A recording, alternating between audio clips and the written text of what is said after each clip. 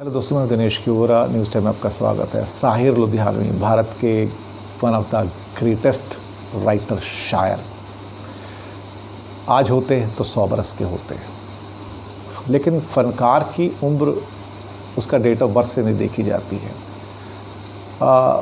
उनका कद भी लंबा था, 6 फुट के थे, लेकिन शायद उनके जो नगमे, उनके जो गज़लें, उनके जो गीत हैं वो शायद अमर हैं। और वो उन्होंने कुछ ऐसे गाने लिख दिए हैं हिंदुस्तान की फ़िल्मों के अंदर और अदरवाइज़ कि वो कई युगों तक ज़िंदा रहेंगे, एजेस तक। 8 मार्च 1921 को उनका जन्म हुआ था। आज ज़िंदा होते तो पूरे 100 साल के होते।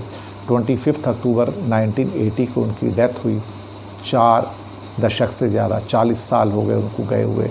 लेकिन आज भी किसी भी शायर से पूछो तो उनका फेवरेट शायर कौन है, तो हमेशा कहेंगे साहिर लुधियानवी जो है वो उनका देखा जाए तो एक बहुत रूमानी शायर थे। और जिसे क्या कहते हैं, गम और खुशी में फ़र्क ना महसूस हो जहाँ मैं दिल को उस मकाम पे लाता चला गया। तो दूसरे पल कहते हैं कि संसार से भागे फिरते हो भगवान को तुम क्या पाओगे, इस लोक को भी अपना न सके उस लोक में भी पछताओगे। एक और अपने शेर में कहते हैं, ले दे के अपने पास फ़क्त एक नज़र तो है, क्यों देखें ज़िंदगी को किसी की नज़र से हम।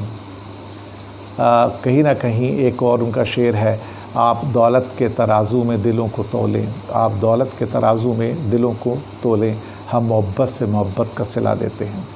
साहिर का बचपन तलखियों से भरा था। गालिबन उनकी किताब का उन्वान भी यही था। ये सारी जो रिपोर्ट्स हैं वो न्यूज़पेपर से ही हैं देखा जाए तो, और उसी के ऊपर उन्होंने तमाम पन्ने भरे, लिखे। ज़मींदार पिता की ज़्यादती, माँ के साथ बचपन बीता। नतीजा ये रहा कि सब कुछ अपनी स्याही से, अपने कलम से उन्होंने बयान किया।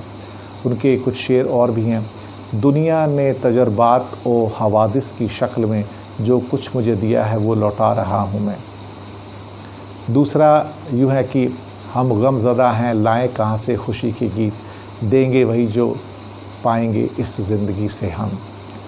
साहिर पूरी ज़िंदगी अकेले रहे।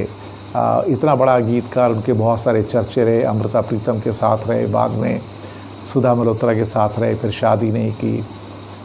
फिर एक जगह वो लिखते हैं, महफिल से उठ जाने वालों तुम लोगों पर क्या इल्ज़ाम, तुम आबाद घरों के वासी में आवारा और बदनाम। इस गीत को पहले अमृता प्रीतम से जोड़ा गया था और बाद में सुधा मल्होत्रा के साथ जो उन्होंने जो गीत लिखा वो था, चलो एक बार फिर से अजनबी बन जाएं हम दोनों।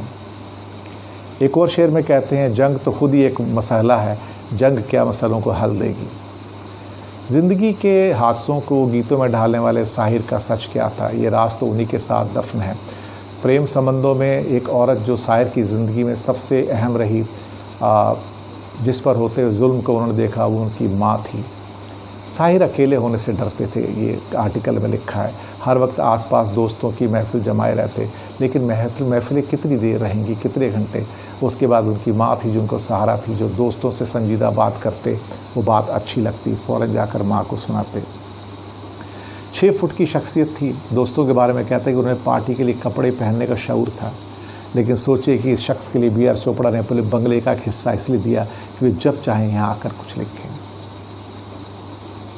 दरअसल साहिर शायद सदियों में एक पैदा होते हैं, जैसे गालिब एक होते हैं, फैज़ एक होते हैं, साहिर एक ही पैदा होते हैं।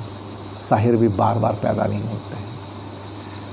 क्या कहेंगे, हम गमज़दा हैं, लाए कहाँ से खुशी के गीत, देंगे वही जो पाएंगे इस ज़िंदगी से हम भी याद कर रहे हैं साहिर को। हम भी फ़ैन थे उनके, हैं और रहेंगे, ताउम्र रहेंगे। साहिर जैसा न कोई था, ना साहिर जैसा कोई होगा। साहिर लुधियानवी अमर थे, अमर हैं और जाने कितने युगों तक, एजेस तक अमर रहेंगे। नायाब शायरी के मालिक साहिर लुधियानवी। धन्यवाद।